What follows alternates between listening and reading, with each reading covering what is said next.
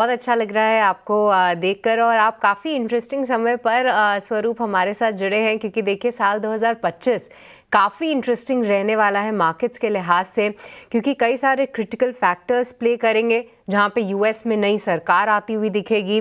साथ ही चाइना को लेकर उनकी क्या ट्रेड की रणनीतियां होंगी वो समझना काफ़ी इंपॉर्टेंट होगा और साथ ही यूएस में तो रेट कट चालू हो ही चुका है। अब भारतीय बाजार और भारतीय इकोनॉमी भी रेट कट के लिए शायद तैयार होती हुई नजर आए। स्वरूप, इन सभी फैक्टर्स में से सबसे क्रिटिकल फैक्टर्स इंडियन मार्केट के लिहाज से कौन सा साबित हो सकता है जहां पर कई सारी चीज़ें बदल सकती हैं या फिर वो एक अहम फैक्टर जो कि क्लोजली वॉच करेंगे आप और आपका फंड हाउस, वो कौन सा रहेगा? जैसे आपने सही कहा 2025 शायद एक अलग डायरेक्शन जा सकता है क्योंकि एक बड़ा एक अननोन था अबाउट यूएस इलेक्शंस, वो एक अननोन हो गया है। एंड ज्यादातर आज के डेट में लीडर्स ऐसे हैं कि उनके स्टाइल मोर और लेस सबको पता रहता है, तो शायद वो एक जो अननोन था वो नोन होके एक बड़ा क्वेश्चन आंसर हो चुका है और उस पर शायद सबकी रणनीति बन चुकी होंगी।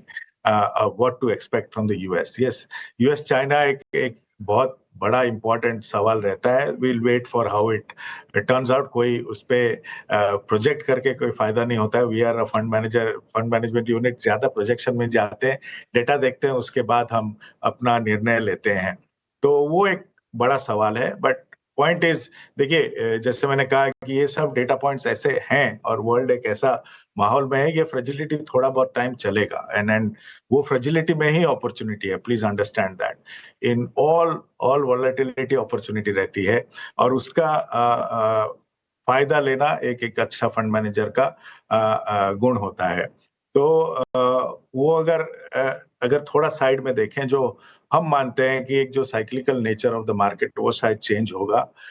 अगर आप 2-3 साल देखें उससे पहले, जिसे हम ग्रोथ स्टॉक्स कहते थे वो शायद वैल्यू बन चुके थे और जो वैल्यू स्टॉक्स कहते थे वो ग्रोथ बन चुके हैं। वो शायद कम बैक ऑफ दैट शायद हो सकता है, ऐसा हम मानते हैं। तो इसलिए we we are very diversified in our portfolio. और मेरा ये मानना है कि 2025 is more about asset allocation. जो अच्छे से एसेट एलोकेट करेंगे और जिनका क्षमता है टू डाइवर्सिफाई देमसेल्व्स, उनकी जीत होगी। मार्केट टाइमर्स की शायद हार हो सकती है, बट निवेशकों की तरफ से अगर आप देखें तो वो पूरा स्पॉइल्ड फॉर चॉइस है। इंटरेस्ट रेट्स कट्स जैसे आपने कहा शुरू हो चुके हैं इन यूएस, तो वो एक अच्छा संकेत है फॉर इंडियन मार्केट्स। मार्केट्स अभी रीजनेबल हो रहे हैं, तो जो शायद लास्ट ईयर आप खरीद रहे थे उसके मामले तो आपके वैल्यूज ये साल बेटर लग रहे हैं।